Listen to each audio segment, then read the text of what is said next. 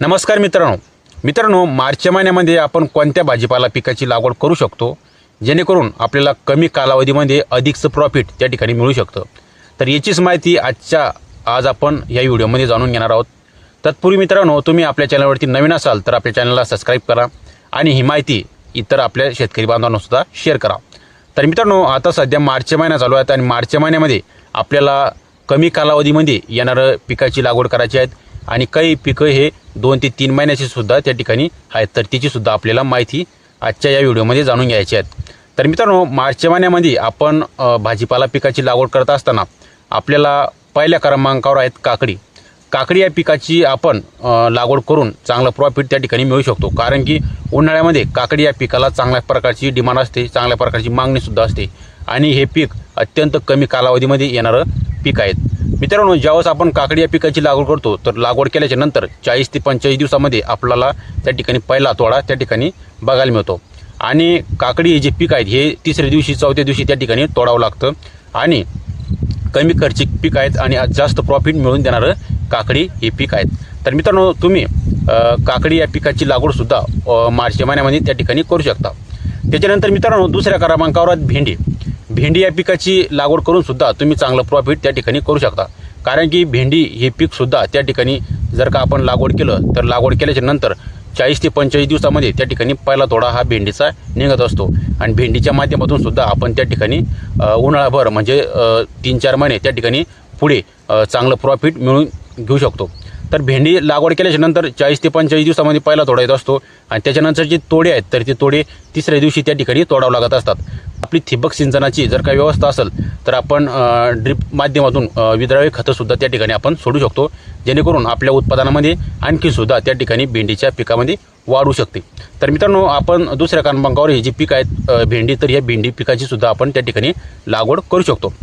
त्यानंतर मित्रांनो, तिसऱ्या क्रमांकावर आपल्यापाशी जर का अगदी कमी पाणी असेल तर आपण कोथिंबीर या पिकाची सुद्धा मार्च महिन्यामध्ये लागवड करू शकतो।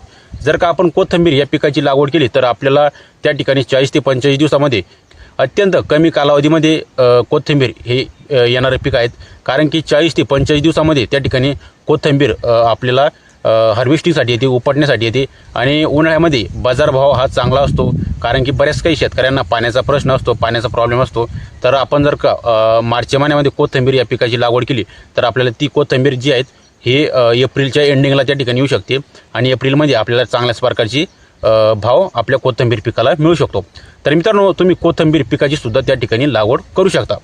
त्याच्यानंतर मित्रांनो, चौथ्या क्रमांकावर मिरची, तर मिरची या पिकाची सुद्धा तुम्ही त्या ठिकाणी लागवड करू शकता। कारण की मार्च महिन्यामध्ये जर का आपण मिरची या पिकाची लागवड केली तर आपलं जे मिरचीचं पीक आहे हे मेच्या एंडिंगला त्या ठिकाणी हार्वेस्टिंग सुरू होती आणि मे आणि जूनमध्ये चांगल्या प्रकारचा आपल्याला त्या ठिकाणी प्रॉफिट बघायला मिळतो। मिरची पीक आहेत हे सुद्धा 50-55 दिवसामध्ये पहिली हार्वेस्टिंग त्या ठिकाणी सुरू होत असते आणि आपल्याला मिरची जर का आपल्याला लावायची असेल तर आपण बळीराम सेगमेंटची त्या ठिकाणी मिरची लागवड करू शकतो किंवा पिकाटोर सेगमेंटची सुद्धा त्या ठिकाणी लागवड करू शकतो किंवा ज्वेलरी सेगमेंटची सुद्धा त्या ठिकाणी लागवड करू शकतो। या तिन्हीपैकी तुम्हाला कोणत्याही एका मिरचीची लागवड त्या ठिकाणी करायची आहे आणि शक्यतो तुम्ही बळीराम आणि ज्वेलरी या सेगमेंटची मिरची पिकाची जर का लागवड केली तर तुम्हाला 55 ते 60 दिवसामध्ये त्या ठिकाणी तोडा आपल्याला निघू शकतो आणि आपल्याला त्या ठिकाणी चांगलं प्रॉफिट मिळू शकतो। तर तुम्ही बळीराम आणि ज्वेलरी सेगमेंटची मिरची सुद्धा त्या ठिकाणी मार्च महिन्यामध्ये लागवड करू शकता। मित्रांनो, 5व्या क्रमांकावर आहेत वाल या पिकाची लागवड करून सुद्धा तुम्ही चांगल्या प्रकारचं प्रॉफिट त्या ठिकाणी मिळवून घेऊ शकता। कारण की मित्रांनो, जर का तुम्ही वेलवर्गीय जर का वाल या पिकाची लागवड केली आणि वेलवर्गीय वाल या पिकाची लागवड करत असताना तुम्ही धरती सीडचं 968 या बियाणं त्या ठिकाणी लागवड करू शकता। जर का तुम्ही हे वाल या पिकाची लागवड केली तर आपला जी वालचा पहिला तोडा आहे हा 55 ते 65 दिवसामध्ये पहिला तोडा आपल्याला निघू शकतो आणि आपल्याला त्याच्यानंतरचे 2-3 महिने आपलं हे पीक चालू शकतं। तर मित्रांनो, वाल या पिकाची लागवड करत असताना तुम्हाला थोडंसं खर्चिक होऊ शकतो। कारण की आपल्याला वाल या पिकाची लागवड केल्याच्या नंतर आपल्याला बांबू व तारबांनी त्या ठिकाणी करायचे आहेत आणि त्याच्यानंतर आपले 2-4 तोडे हे 2-3 महिने त्या ठिकाणी निघू शकतात आणि आपल्याला चांगल्या प्रकारचं प्रॉफिट मिळू शकतं। कारण की वालला सुद्धा एप्रिल आणि मेमध्ये चांगल्या प्रकारची डिमांड असते, चांगल्या प्रकारचा दर असतो आणि आपलं हे जे पीक आहेत वाल तर हे मे आणि जूनमध्ये त्या ठिकाणी येऊ शकतं। तर ह्या पिरियडमध्ये आपल्याला बाजारभावामध्ये सुद्धा चांगल्या प्रकारची वाढ बघायला मिळते। तर मित्रांनो, अशा पद्धतीने तुम्हाला या 5 पिकांपैकी तुम्ही कोणत्याही एका पिकाची त्या ठिकाणी लागवड करू शकता आणि उन्हाळ्यामध्ये चांगलं प्रॉफिट मिळून घेऊ शकता. तर तुम्ही या 5 पिकांपैकी कोणत्याही एका पिकाची लागवड करू शकता. आणि ही जी पिकं आपण घेतली तर या पिकामध्ये काही पिकं हे कमी कालावधीमध्ये असणारे पिकं आहेत, म्हणजे 2 महिन्याच्या आतच पिकं आहेत.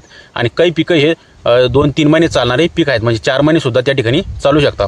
तर तुम्ही अशा पद्धतीने भाजीपाला पिकाची लागवड त्या ठिकाणी करू शकता आणि उन्हाळाभर त्या ठिकाणी प्रॉफिट मिळून घेऊ शकता. तर मित्रांनो माहिती कशी वाटली खाली कमेंट बॉक्समध्ये नक्की सांगा आणि नवीन असाल तर आपल्या चॅनलला सबस्क्राईब करून जा. तर मित्रांनो धन्यवाद.